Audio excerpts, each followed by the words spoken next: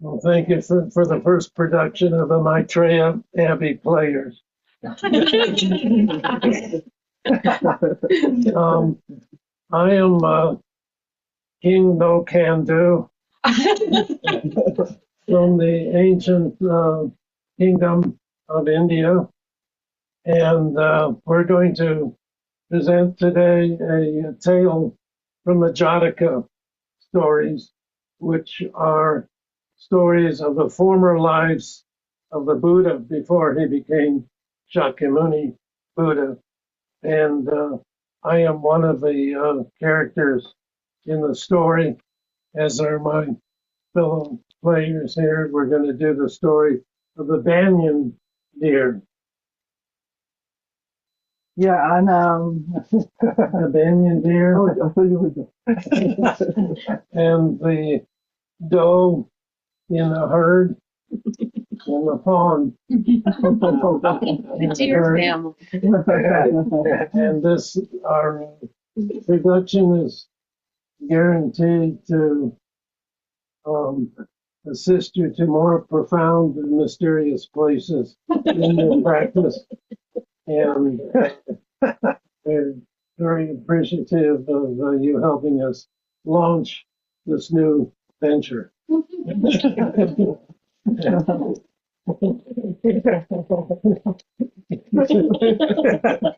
I just want to add that when we heard this story by he's pretty famous storyteller, Craig Martin. He's actually a Roshi, and he's so good. If you ever hear him being announced, telling a story, I really recommend you go. He does all these characters himself, and he said that these stories come from prehistoric times, like the Buddha was, but that the origins are even more prehistoric, like being candidated to the upper Paleolithic time, where we live in unity with the animal kingdom and all life. And when we took an animal, the shaman had to travel to restore the oneness of everything, because every time there was a killing, the oneness was broken. And we humans, because of Jung, not because of Jung, I mean, thanks to Jung that talks about the collective unconscious, we all have this in our memories, in our forgotten memories. So when we hear two stories like this, they work something in us, something beyond our comprehension that is already in our nature. And it's our pleasure to bring this to you, and we're so happy you came, and for everybody at home, and for those of you here, what a pleasure to do this together. Hello. Hello. Hello. Hello. Oh, look, Mama. Is that the Banyan Deer? Yeah, that's the Banyan Deer. The human king, King Roshi the Great, had this sculpture made of the Banyan king on top of the head of the Great Mother Prajnaparamita to commemorate the great life of the Banyan king. And this story is also the story of your birth.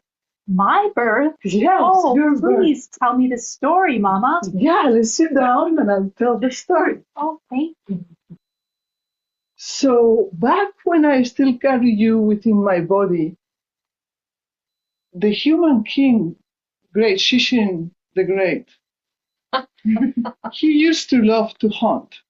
What did he hunt? He hunted us animals, living creatures. Us? But why? He loved the chase. He loved to eat meat. Meat? Yeah, our bodies. Oh. Yeah, and he loved the hunt. But the shopkeepers, teachers, wheelwrights, potters, tailors, carpenters, and farmers of his kingdom were not happy about it. Not at all. For the king made all his subjects join him. He insisted that they help drive the forest animals towards the huntsmen. Because of this, fields lay idle, children were not well schooled, the potter's clay was not dug, tailors didn't cut and sew, homes stood half built. And so people decided to take matters into their own hands. And they decided to build an stockade deep in the forest and drove 2 herds of deer inside. Now, they said, the king can hunt whenever he wants, and we can get back to our lives and our work. And one of those herds was our herd? And the Banyan Deer was our king? Yes, one of those herds was our herd. But the Banyan Deer was not our king yet.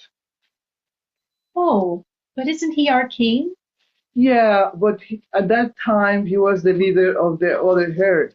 But then he became our leader. So I'll tell you more and you will understand the whole story. Okay? All right. Mm.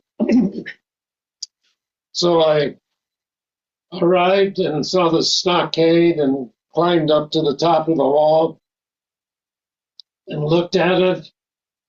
Mm. How I will miss the glorious chase and the excitement of the hunt. I'll only shoot the deer in the stockade, so all of you people may go back and take care of your lives. Only my hunters will remain.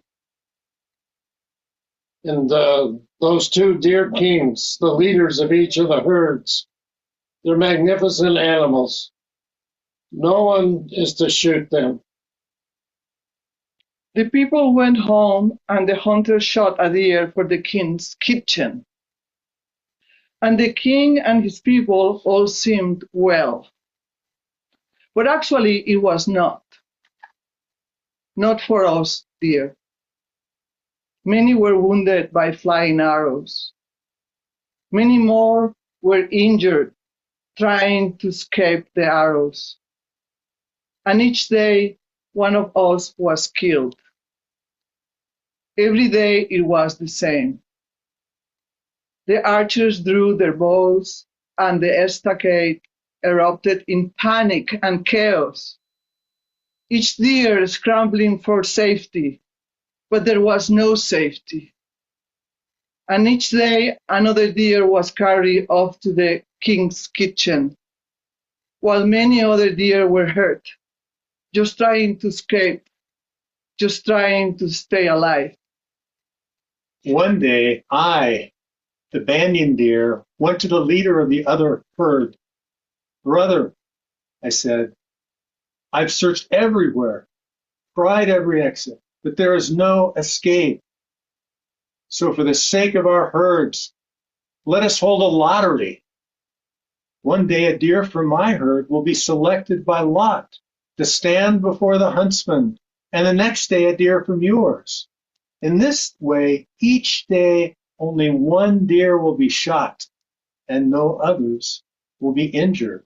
It's a terrible solution, but at least in this way, we can relieve our people's suffering. So the deer king of the other herd agreed.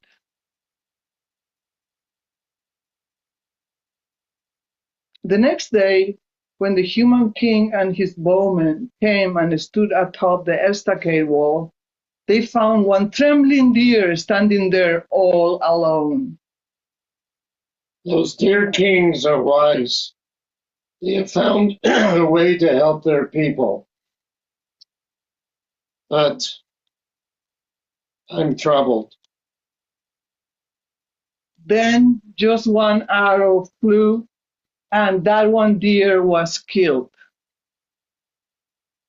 But no other deer was injured. And for many days, that is how it went. Each day, one deer died, and the rest were safe. Then one day, the lottery fell to a doe who was soon to give birth. Was that you, Mama? Yes, it was. And I carried the child I carried in my belly was you. But I knew it wasn't right. The terms of the lottery were clear. Only one deer was supposed to die. I went to my king and said, Great king, the lot has fallen on me, but I am now with child. Once my fawn is born and able to live on its own, I will go willingly and take my place before the huntsman. But if I go now, both I and my unborn child will die. The lottery claims only one life at a time. Please spare my child. The dear king said, It's impossible. There can be no exceptions. The law is the law. The lottery fell on you, so now you must die. That was hard-hearted. He had been spared from the hunt and was never in any danger of losing his life. He should have spoken more kindly. Yeah, I agree. But I was not ready to give up yet. So instead, I ran to the king of the other herd, the Banyan Deer, and told him of my troubles. You are right. You must wait till your fawn is born and strong enough to survive on its own. Go and be at peace. Another shall take your place. Grateful beyond measure, I bounded joyously.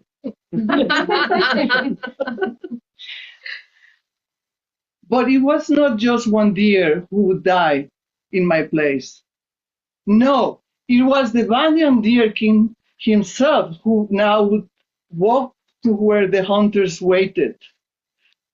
And I had not understood that he meant to offer himself. But after all, how could he ask anyone else to make such a sacrifice?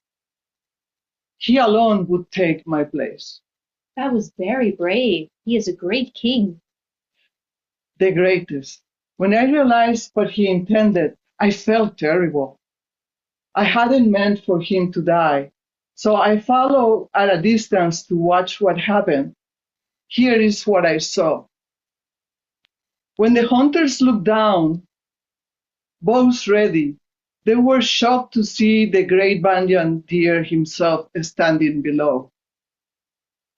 Get the king, they called. When the human king came, the hunters said, Sire, look! I looked. Banyan Deer King, why have you come? You know I have spared you from my hunt. Go now and send another in your place. I cannot go. I have come here to take the place of a doe with fawn. The lottery fell on her, but it is not right that two should die when our lottery only demands one, so I have taken her place. What? You would give your own life to save another? I would, great king. I shall. Hmm. Hmm. Hmm. Hmm. So,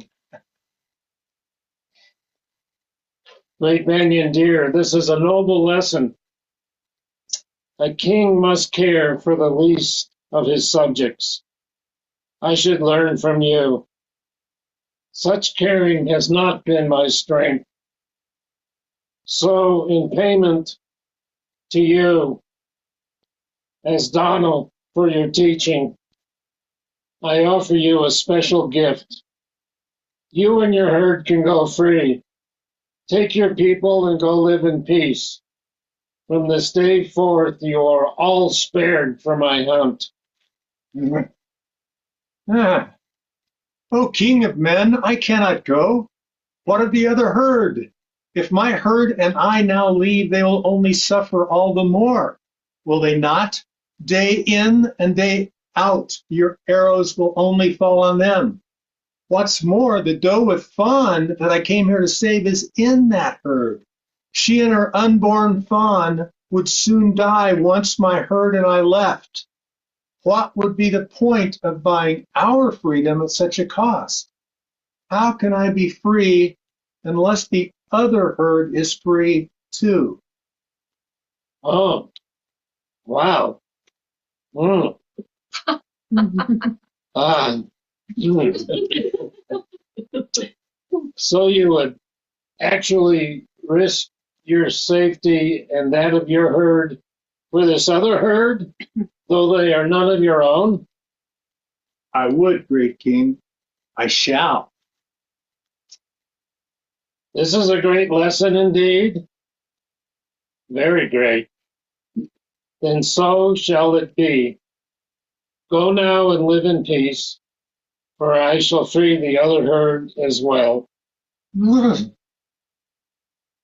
Too long have I lived with danger to let it fall so heavily on others now. All the other four-footed animals of the forest will suffer terribly if I leave. They will be hunted without limit or mercy. How can I abandon them and be at peace myself, knowing that my freedom was bought at such a price? I know the terrors of the hunt. I too have lived in the midst of that fear. Free them as well, great king. If you really mean to be happy and at peace, it is the only way. Huh. Oh my God.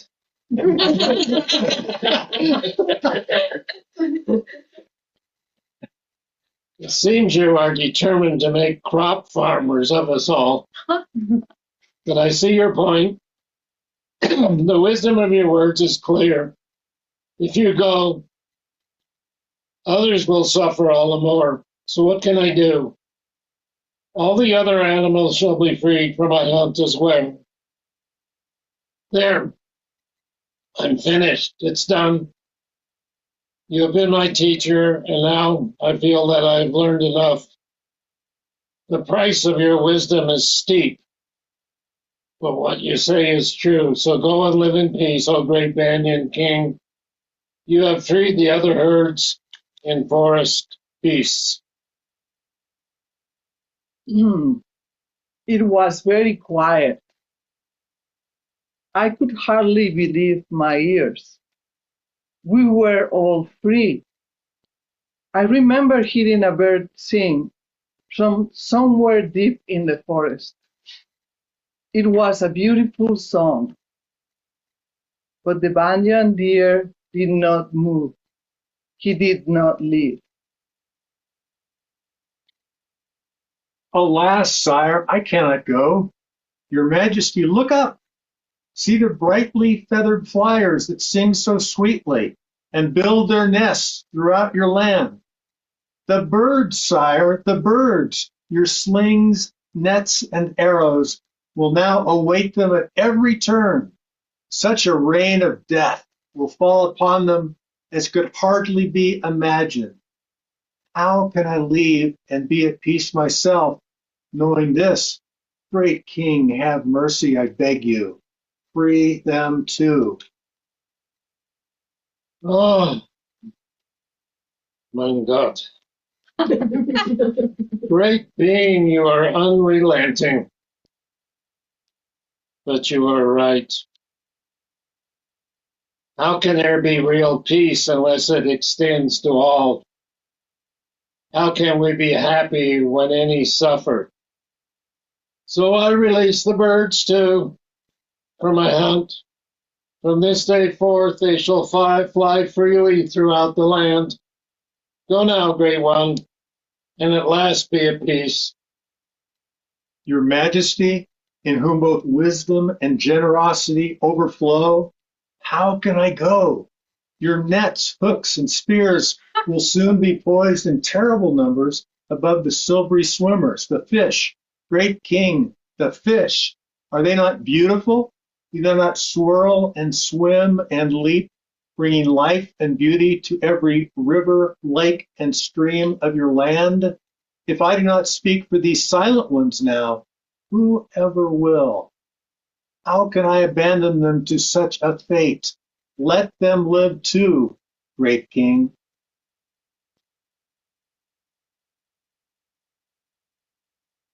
Are vegetables tasty when eaten alone? Are beans, grains, and fruit delicious when served without fish, fowl, or meat? For now it seems this must be my only food. You drive a hard bargain, great being. But yes, again, I see your wisdom. For any of us to have real peace, all beings, even the fish, must be free. Now hear this, all my courtiers and attendants. From this day on, all living beings throughout my realm are to be held as my own dear subjects. None shall be hunted, trapped, or killed. All shall fall under my protection. This is my true wish and lasting decree.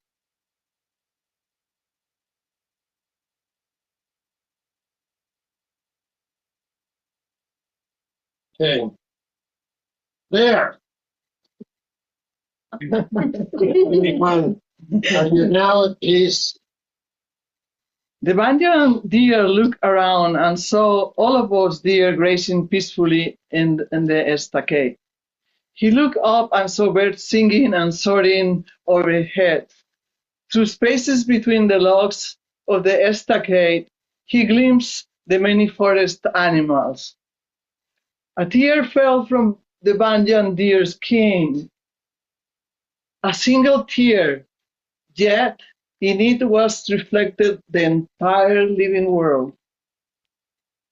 Yes, great king. Now I am at last at peace. Yes. Yes.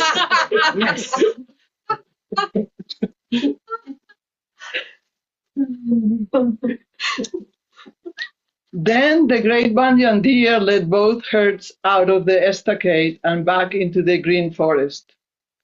When the herds separated and went their ways, I didn't hesitate for a moment. I went with the herd of the Banyan deer. Later, the human king, great Chichen, built this monument behind us here, and he carved these words. Praise to the Banyan deer, teacher of kings.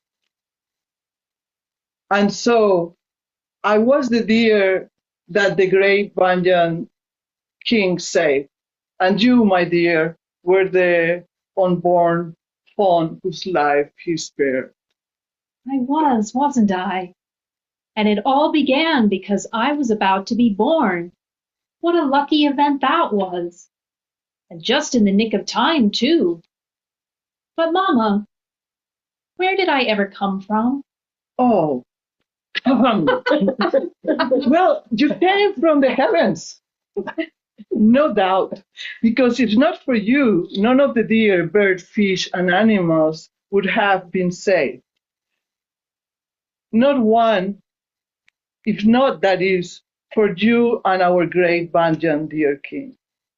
Imagine that. Imagine that. Imagine that. Imagine that. Imagine that. All together. Imagine that. Now we do the thing like that. Like.